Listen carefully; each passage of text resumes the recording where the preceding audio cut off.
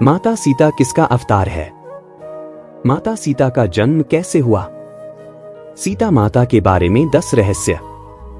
हनुमान जब लंका गए, राम जब सीता को रावण के पास से छुड़वाकर अयोध्या आई, बात करते हैं इस वीडियो में।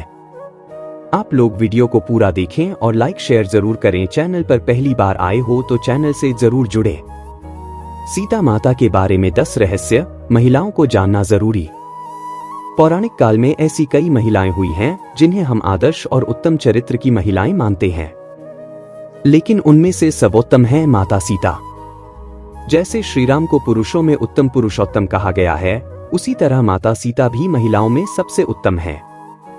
इसके कई कारण हैं। आओ जानते हैं सीता माता के बारे में 10 रहस्य। धर्मशास्त्रों में ऐसी ही अनेक गृहस्थ और पतिव्रता स्त्रियों के बारे में लिखा गया है जो आज भी हर नारी के लिए आदर्श और प्रेरणा है।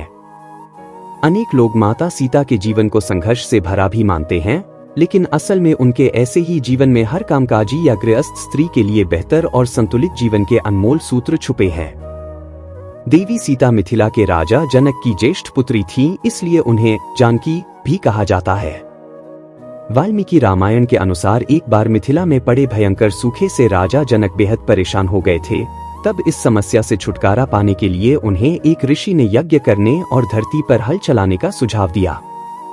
उस ऋषि के सुझाव पर राजा जनक ने यज्ञ करवाया और उसके बाद राजा जनक धरती जोतने लगे। तभी उन्हें धरती में से सोने की डलिया में मिट्टी में लिपटी हुई एक सुंदर कन्या मिली। उस कन्या को हाथों में लेकर राजा जनक ने उसे सीता नाम दिया और उसे अपनी पुत्री के रूप में अपना लिया। यह रहस्य आज भी बरकरार है कि सीता के माता पिता कौन हैं। अब आप देखिए कि ऐसी महिला जिसे अपने माता पिता के बारे में कुछ भी नहीं पता है, वह राजमहल में पली बढ़ी। इस देश में ऐसी कई बालिकाएं हैं जिन्हें उनके माता पिता मंदिर की देहली, अस्पताल के बाहर या कचरे के ढेर पर छोड़कर चले गए हैं। ऐसी बालिकाओं को अनाथ आश्रम में जगह मिलती है या भाग्यवश वे किसी अच्छे घर की बेटी बन जाती है। लेकिन सैकड़ों ऐसी भी हैं जो कि सड़क पर अकेली ही भटक रही हैं। उन सभी महिलाओं को माता सीता की ओर देखना चाहिए और हौसला रखना चाहिए। राम सीता का विवाह यदि मन में श्रेष्ठ के चयन की दृढ़ इच्छा है तो निश्चित ही ऐसा ही होगा। सीता स्वयंवर तो सिर्फ एक नाटक था। असल में सीता ने राम और राम ने सीता को पहले ही चुन लिया था। मार्गशीर्ष अगहन मास की शुक्ल पक्ष की पंचमी को भगवान श्री राम तथा जनक पुत्री जानकी सीता का विवाह हुआ था। तभी से इस पंचमी को विवाह पंचमी पर्व के रूप में मनाया जाता है। निश्चित ही आज के दौर में किसी पुरुष में राम ढूंढना मुश्किल है, लेकिन इतना भी मुश्किल नहीं। एक पत्नीव्रत धर्म का जो पालन करे और 7 वचनों को जो गंभीरता से ले, उसी से विवाह करना चाहिए। महिलाओं को विवाह तो ऐसे ही व्यक्ति से करना चाहिए जो कि थोड़े बहुत संस्कारों का पालन करता हो और निर्व्यसनी हो। यदि महिला आदर्श पुरुष की बजाय मॉडर्न पुरुष का चयन कर रही है तो यह रिस्क तो है ही, साथ ही वह समाज में नए प्रचलन को जन्म दे देगी। हो सकता है कि तब जिंदगी एक समझौता बन जाए।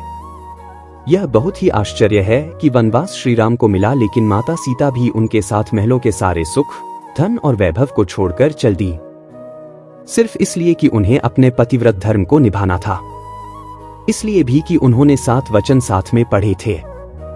उस काल में वन बहुत ही भयानक हुआ करता था। वहां रहना भी बहुत कठिन था, लेकिन माता सीता ने राम के साथ ही रहना स्वीकार किया।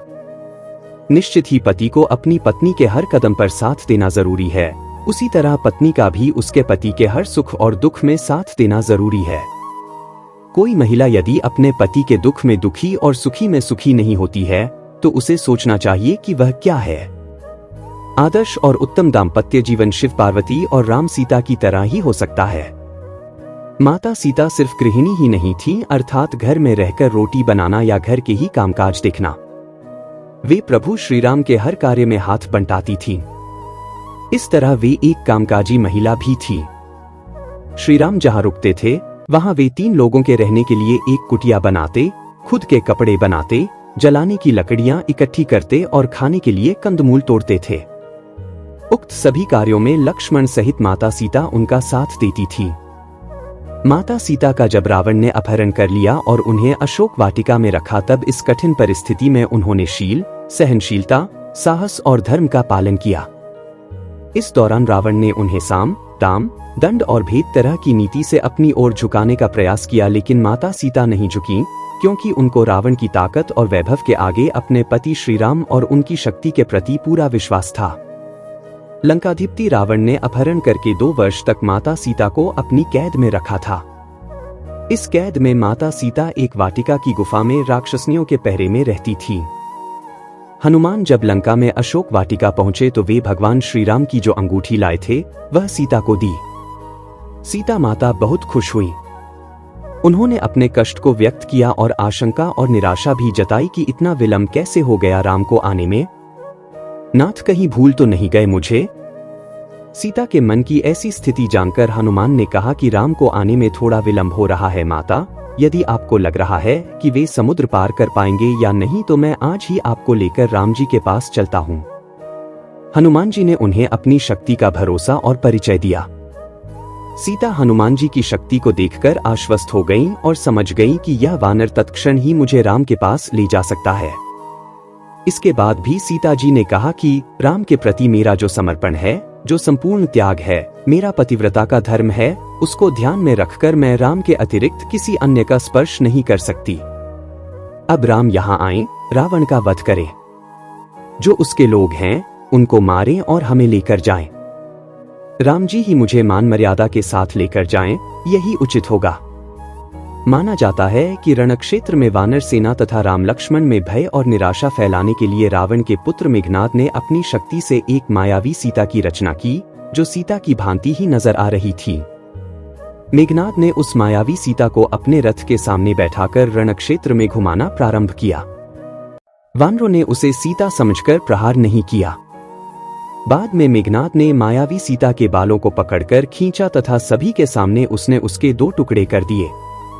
यह दृश्य देखकर वानर सेना में निराशा फैल गई। सभी सोचने लगे कि जिस सीता के लिए युद्ध कर रहे हैं वे तो मारी गई है, अब युद्ध करने का क्या फायदा। राम ने सीता की मृत्यु का समाचार सुना तो वे भी अचेत हो गए। चारों ओर फैला खून देखकर सब लोग शोकाकुल हो उठे। यह देखकर मेघनाद ने कुंभिला देवी के स्थान पर जाकर हवन करने लगा। जब राम की चेतना लौटी तो लक्ष्मण और हनुमान ने उन्हें अनेक प्रकार से समझाया तथा विभीषण ने कहा कि रावण कभी भी सीता को मारने की आज्ञा नहीं दे सकता, अतः यह निश्चय ही मेघनाद की माया का प्रदर्शन है। आप निश्चिंत रहिए। बाद में कुछ दिन युद्ध और चला और अंततः रावण मारा गया। सीता ने अग्नि परीक्षा दी थी या नहीं दी थी, यह सवाल अभी भी बना हुआ है। यह भी कहा जाता है कि उन्होंने अग्नि परीक्षा दी थी, लेकिन राम ने सीता का त्याग नहीं किया था। जिस सीता के बिना राम एक पल भी रह नहीं सकते और जिसके लिए उन्होंने सबसे बड़ा युद्ध लड़ा, उसे वे किसी व्यक्ति और समाज के कहने पर क्या छोड़ सकते हैं। राम जब सीता को रावण के पास से छुड़वाकर अयोध्या ले आए तो उनके राज्याभिषेक के कुछ समय बाद मंत्रियों और दुर्मुख नामक एक गुप्तचर के मुंह से राम ने जाना कि प्रजाजन सीता की पवित्रता के विषय में संदिग्ध है, अतः सीता और राम को लेकर अनेक मनमानी बातें बनाई जा रही है। उस वक्त सीता गर्भवती थी। राम और अन्य से सीता से कहा कि समाज में बातें बनाई जा रही हैं। सभी कहते हैं कि अग्नि परीक्षा देगा पड़ेगी। माना जाता है कि राम और समाज द्वारा संदेह किए जाने के कारण सीता ने ग्लानि, अपमान और दुख से विचलित होकर चिता तैयार करने की आज्ञा दी। सीता ने यह कहा, यद्यपि मन, वचन और कर्म से मैंने सदैव राम को ही स्मरण किया है तथा रावण जिस शरीर को उठाकर ले गया था वह अवश्य था, तब अग्निदेव मेरी रक्षा करें। और फिर सीता माता ने जलती हुई चिता में प्रवेश किया। अग्निदेव ने प्रत्यक्ष रूप धारण करके सीता को गोद में उठाकर राम के सम्मुख प्रस्तुत करते हुए कहा कि वे हर प्रकार से पवित्र हैं। इस अग्नि परीक्षा के बाद भी जन समुदाय में तरह तरह की बातें बनाई जाने लगीं। तब राम के समक्ष फिर से धर्म संकट उत्पन्न हो गया। सीता जब गर्भवती थीं तब उन्होंने एक दिन राम से एक बार तपोवन घूमने की इच्छा व्यक्त की, किंतु राम ने वंश को कलंक से बचाने के लिए लक्ष्मण से कहा कि वे सीता को तपोवन में छोड़ आएं। हालांकि कुछ जगह उल्लेख है कि श्रीराम का सम्मान उनकी प्रजा के बीच बना रहे, इसके लिए उन्होंने अयोध्या का महल छोड़ दिया और वन में जाकर वे वाल्मीकि आश्रम में रहने लगी। वे गर्भवती थीं और इसी अवस्था में उन्होंने अपना घर छोड़ा था। वाल्मीकि आश्रम से सीता ने लव और कुश नामक 2 जुड़वां बच्चों को जन्म दिया। माता सीता अपने पुत्रों के साथ वाल्मीकि आश्रम में ही रहती थी। एक बार की बात है कि भगवान श्री राम ने अश्वमेध यज्ञ का आयोजन किया। उस यज्ञ में वाल्मीकि जी ने लव और कुश को रामायण सुनाने के लिए भेजा। राम ने दोनों कुमारों से यह चरित्र सुना। कहते हैं कि प्रतिदिन वे दोनों 20 सर्ग सुनाते थे। उत्तरकांड तक पहुंचने पर राम ने जाना कि वे दोनों राम के ही बालक हैं। तब राम ने सीता को कहलाया कि यदि वे निष्पाप हैं तो यहां सभा में आकर अपनी पवित्रता प्रकट करें। वाल्मीकि सीता को लेकर सभा में गए। वहां सभा में वशिष्ठ ऋषि भी थे।